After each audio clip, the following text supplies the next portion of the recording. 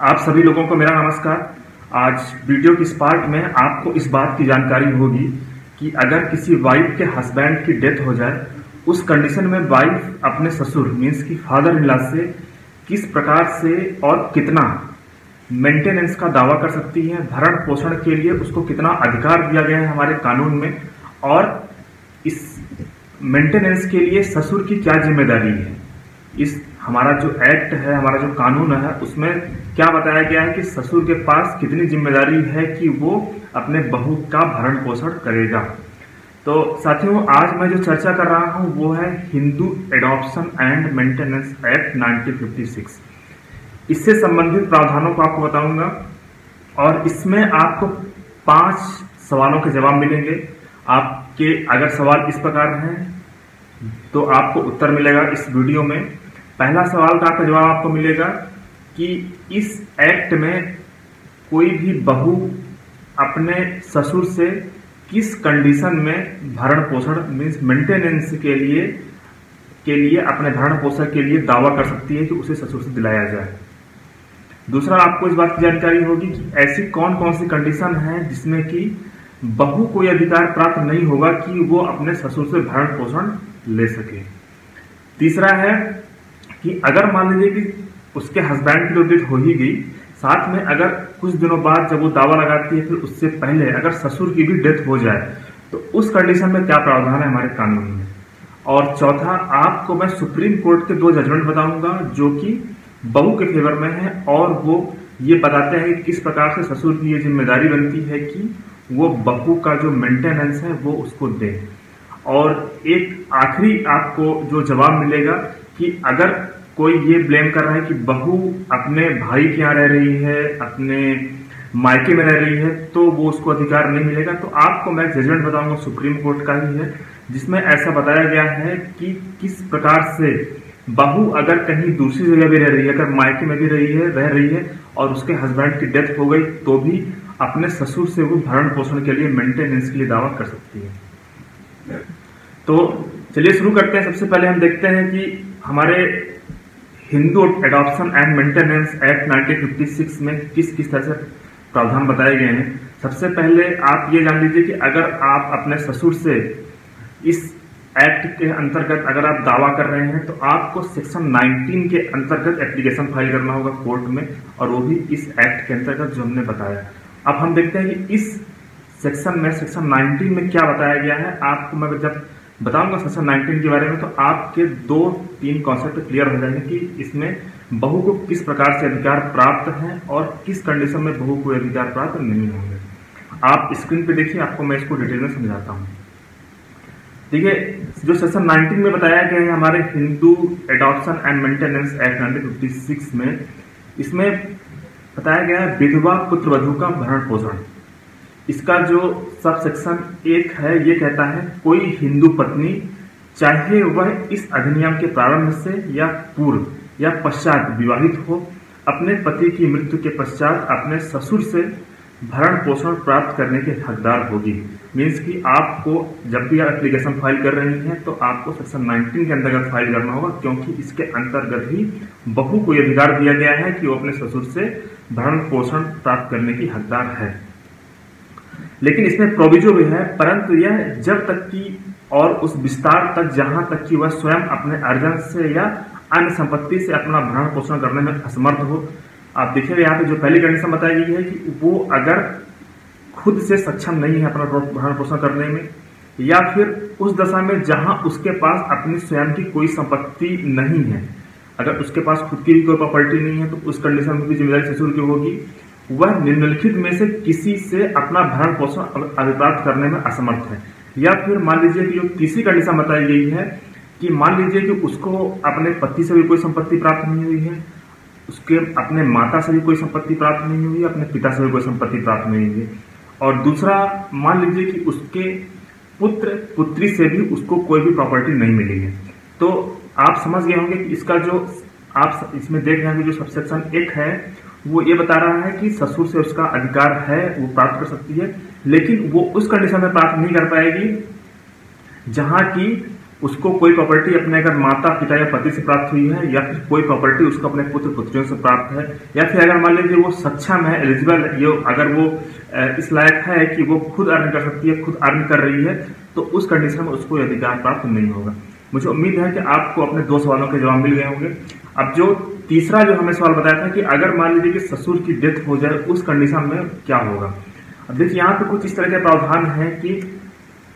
अगर पति की मृत्यु के बाद अगर ससुर की डेथ हो जाती है, तो हमारे हिंदू लॉ में जो बताया गया है कि वो जो जब भी किसी की डेथ होती है तो जो उसकी जो प्रॉपर्टी है उसके जो कह सकते हैं कि जो उनके लीगल एयर्स होते हैं उन पे डिवाइड होती है। अब यहाँ पे अगर ससुर की जब भी मृत्यु होगी तो उसकी जो प्रॉपर्टी होगी वो उनके बेटे बेटियों और माँ में डिवाइड होती है। इस प्रकार से जब भी प्रॉपर्टी उनके बेटे बेटी और जो भी लीगल एयर में डिवाइड होगी, उसके बाद भी जब इनमें डिवाइड होती है तो बहू को उनसे, अगर ससुर नहीं है तो वो इन सभी लोगों को पार्टी बना करके और उनसे दावा कर सकती है, क्योंकि अगर उनके हस्बैंड जीवित रहते तो उनका भी अधिकार होता और वो जो प्रॉपर्टी है उसमें वो भी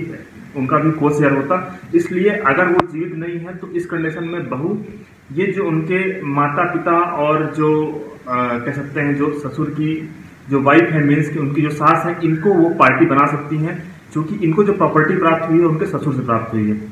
तो इस कंडीशन में जो ससुर के जो लीगल एयर होंगे उनकी रिस्पॉन्सिबिलिटी बनेगी कि वो बहू को कुछ हिस्सा दें अपनी, जो उनको अपने कह सकते हैं पिता से प्राप्त हुई है उस प्रॉपर्टी में से, या फिर जो उनको आय या फिर इनकम का जो भी सोर्स जिस तरीके से प्राप्त हो रहे हैं उनमें से कुछ हिस्सा बहू को देना होगा। अब हम देखते हैं अगला। आपको हमने जैसा बताया कि आपको मैं सुप्रीम कोर्ट के 2 जजमेंट बता रहा हूं जिसमें बताया गया है कि बहू को अधिकार है अपने ससुर से संपत्ति प्राप्त करने का।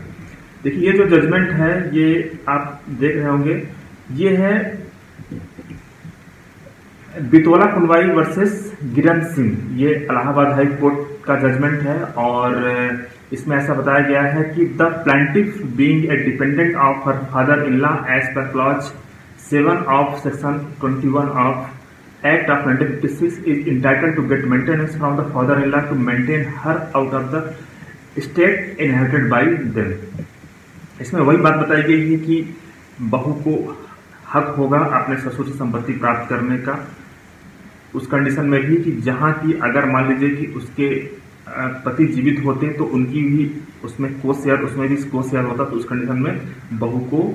हक है अपने ससुर से मेंटेनेंस प्राप्त करने का। अब जो दूसरा जजमेंट है वो भी कुछ इसी प्रकार से है। ये है Balbir Kaur and others versus Harinder Kaur and others. ये AIR 2003 पब्लिश हुआ था।